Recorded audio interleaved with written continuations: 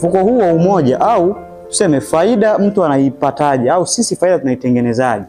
Faida tunakwenda kuwekeza kwamba kuna masoko ya hisa na kuna masoko ya hizi debt instrument ambazo debt instrument zina involve treasury bonds, zina involve fixed deposits, zina involve call accounts za mabenki. Kwa hiyo kuna sehemu tofauti tofauti ambazo tunaweza kwenda kuwekeza tukapata faida kwa pamoja, alafu ile faida jumuishi ukajikuta unaipata wewe kwa upande wa asilimia. Mifuko hii inaanzishwa kulingana na sera tofauti tofauti.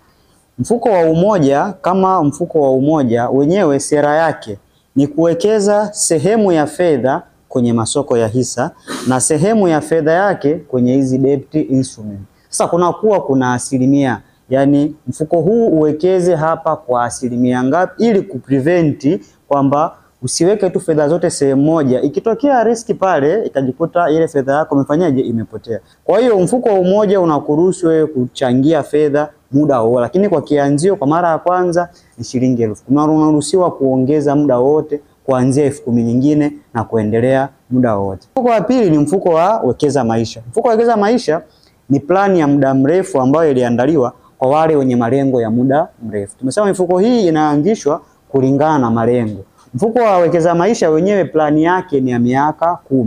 Kwa yule ambaye anasema baada ya miaka 10 nataka niwe na kiasi fulani cha fedha, naanza kujiwekea hela zangu kidogo kidogo, baada ya miaka 10 plani yangu labda ni kutengeneza kitu fulani, au plani yangu labda ni kuachieve kitu fulani, kuachieve fedha fulani ili nifanye kitu fulani. Unakuja mfuko wa wekeza maisha ambao huo utakuwa unachangia fedha zako mwenyewe kidogo kidogo, pamoja na faida ambayo tunaitengeneza sehemu ambayo tumekwenda kuwekeza.